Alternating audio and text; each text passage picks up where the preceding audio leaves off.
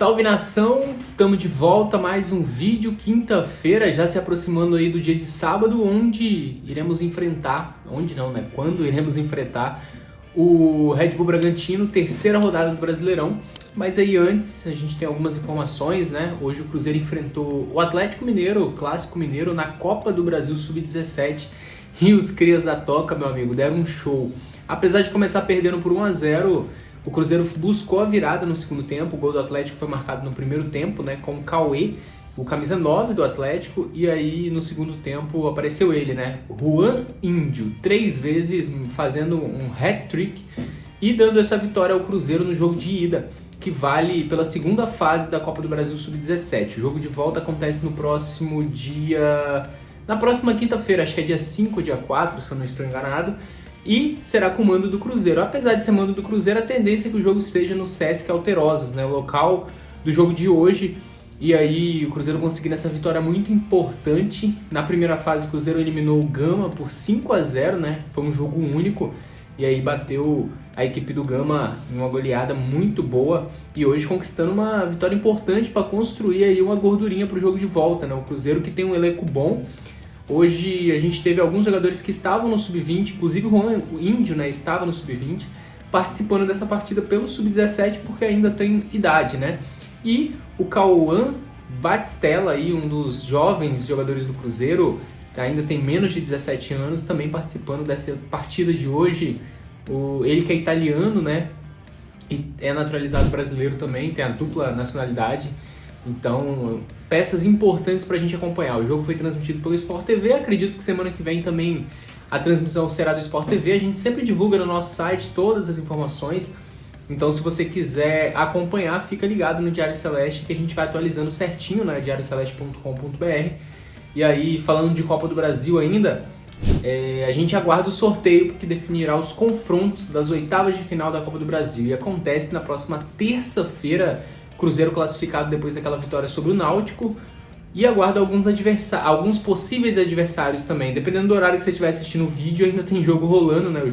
Alguns jogos acontecem nessa quinta-feira, e o Cruzeiro pode pegar qualquer uma das 16 equipes que estarão ali no... Aliás, 15, né? Que o Cruzeiro é uma das 16, então o Cruzeiro pode pegar qualquer uma das outras 15 equipes nesse sorteio que vai definir o confronto do Cruzeiro. A gente tem alguns times fortes, né, como o caso do Flamengo, Palmeiras, Corinthians, e tem umas equipes assim como o caso do Sport, né, que o Cruzeiro teoricamente seria melhor para o time celeste, mas a gente sabe que em mata-mata não tem jogo fácil, né? Aliás, no futebol não tem jogo fácil, e a gente não pode ficar escolhendo adversário também. Então esperar esse sorteio e torcer para que o Cruzeiro se dê bem, né? Amanhã, sexta-feira, tem a convocação para a Copa do Mundo Sub-20. O técnico Ramon Menezes vai convocar 23 atletas para essa competição. E por que a gente está falando disso aqui hoje? Porque o Cruzeiro tem jogadores aí que podem aparecer na lista do técnico Ramon Menezes, né? Como o caso do Kaique e do Stênio, que foram campeões no início do ano com a seleção Sub-20, foram campeões do Sul-Americano, inclusive, que conquistaram a vaga para a Copa do Mundo ganhando esse título. Outros jogadores, o Ian Lucas e o Juan Santos, zagueiro, eles estão com a seleção Sub-20 em amistosos, né? Então, assim, a gente tem esses 4 nomes que podem ser convocados, e dependendo da situação física do zagueiro Everton, talvez ele também pode aparecer na lista, mas acho mais difícil, né? O Everton, ele também foi convocado para o Sul-Americano, mas ele sofreu uma lesão na estreia do Brasil. Ele, inclusive, foi titular na estreia, sofreu uma lesão, precisou passar por um procedimento cirúrgico. Então, a situação do zagueiro é um pouco mais complicada. A Copa do Mundo já acontece agora em maio, então acho que não vai dar tempo de recuperação, né? Então vamos torcer pela recuperação do Everton, mas acho bem complicado que ele volte a tempo para essa competição tão importante, né? E aí a gente fica curioso também de saber se o Cruzeiro vai liberar os jogadores se tiver algum atleta convocado. Isso porque o Kaique, o Stênio e o próprio Ian Lucas, né, integram o elenco profissional do Cruzeiro.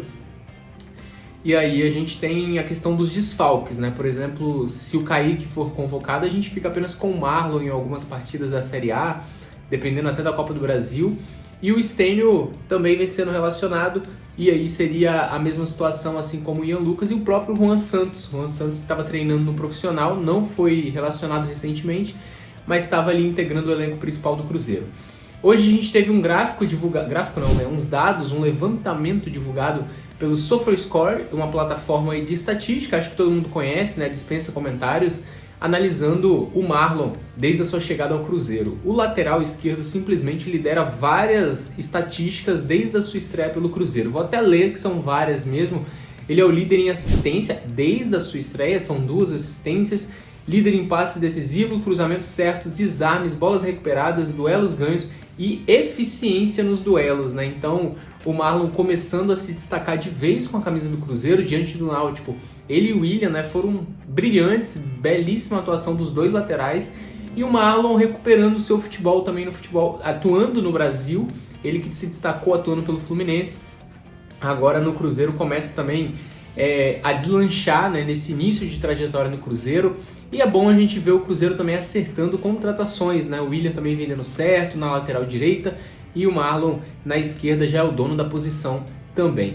Outra contratação, mas essa a gente está noticiando por conta do imbróglio, é o Henrique Dourado. O Cruzeiro aguarda a liberação da FIFA, né? Aguarda o posicionamento oficial da FIFA sobre a punição do jogador, né? Se o Cruzeiro ainda quer ter certeza se ele está ou não suspenso, se tem alguma punição para cumprir ou não, se é algo a ser cumprido apenas na China ou se vale aqui no futebol brasileiro também. Então o Cruzeiro se resguardando para que futuramente não venha perder ponto, não venha ser eliminado de nada, né, por conta dessa situação do Henrique Dourado. Então assim que a FIFA responder a requisição do Cruzeiro, o Cruzeiro se posiciona também em relação ao Henrique Dourado, que ainda não foi oficialmente relacionado pelo Cruzeiro, foi relacionado contra o Náutico, mas de última hora o Cruzeiro viu essa observaçãozinha no nome do Henrique Dourado e acabou tirando ele da lista dos convocados para a partida da última terça-feira. Então o Dourado ainda aguarda para fazer a sua estreia no sábado, do jogo contra o Red Bull Bragantino, e nos próximos dias amanhã a gente já atualiza vocês sobre essa situação do Henrique Dourado, se tem alguma novidade, e também dos destaques do jogo de sábado entre Cruzeiro e Red Bull Bragantino. Então se você não é inscrito no canal, se inscreva, siga acompanhando o Diário Celeste, deixa o gostei, participa nos comentários. Esse foi o nosso vídeo de hoje, até amanhã.